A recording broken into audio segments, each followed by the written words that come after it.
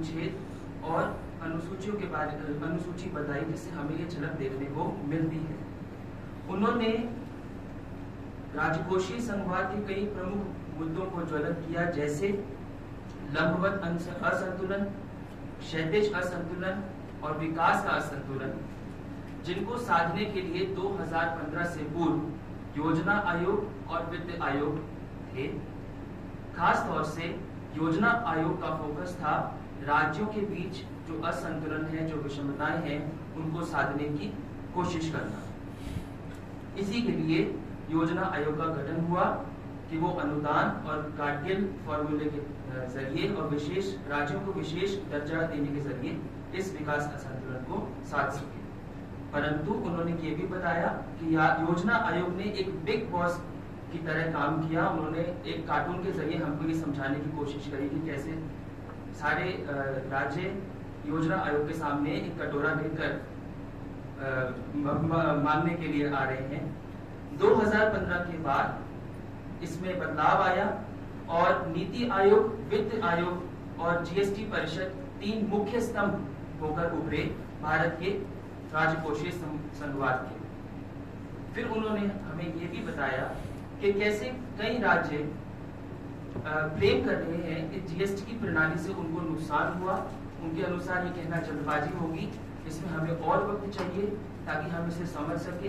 जब हमारे पास और आंकड़े आएंगे और बातें आएंगी तो इसकी संपूर्ण प्रभाव को हम समझ सकेंगे। वित्त आयोग ने भी उच्च हस्तांतरण की सिफारिश की।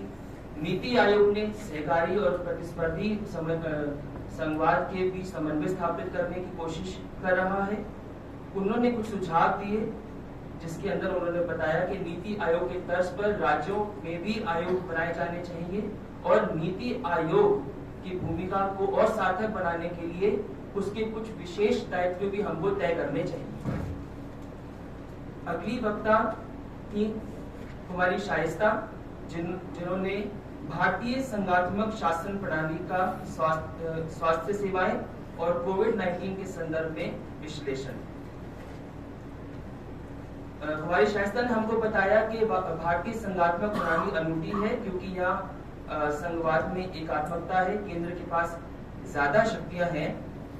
लेकिन कोविड-19 एक once in a lifetime महामारी थी, जिसमें हमने इस संघात्मक प्रणाली का सटीक मूल्यांकन देख लिया कि राज्य और केंद्र के बीच में जो सामंजस्य भी देखा और हमने टकराव भी देखा। फिर उन्होंने ये भी स्वास्थ्य के ऊपर भी फोकस किया कि कैसे ये राज्यों का विषय है। राज्यों के पास स्वास्थ्य संबंधी उद्देश्यों को पूरा करने के लिए सीमित आर्थिक संसाधन और क्षमताएं हैं।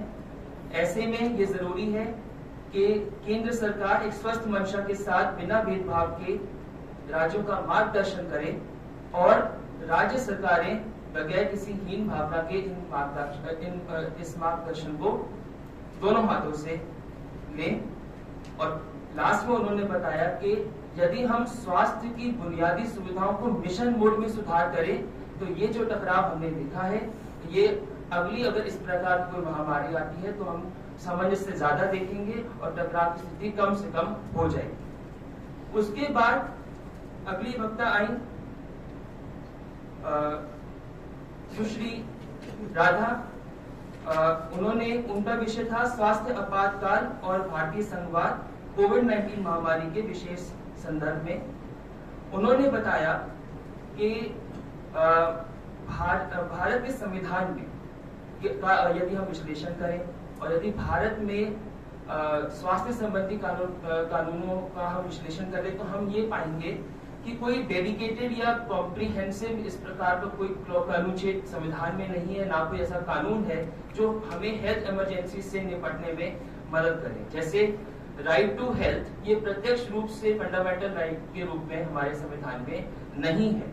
हाँ, अप्रत्यक्ष रूप से ऐसे कई अनुच्छेद और अनुसूचियां हैं जहाँ पर हम ये देख पा रहे हैं। जहाँ तक कानूनों की बात की जाए तो EDA 2007 और डिजास्टर मैनेजमेंट एक्ट, जिसमें केंद्र के पास कई सारी अविशिष्ट शक्तियां हैं, लेकिन फिर भी अब ये जरूरी हो गया है कि हम एक कॉम्प्रिहेंसिव लॉ लाएं जिसमें फिस्कल फेडरलिज्म, जो हम तनाव देख रहे हैं, उसको कम कर सकें और लोकल लेवल की जो गवर्नमेंट्स हैं उनका हेल्थ इमरजेंसी रिस्पांस सिस्टम को बेटर करने के लिए हमें बहुत मिशन मोड में इन्वेस्टमेंट करने की जरूरत है। इसके बाद आए अगले वक्ता श्री विजय शंकर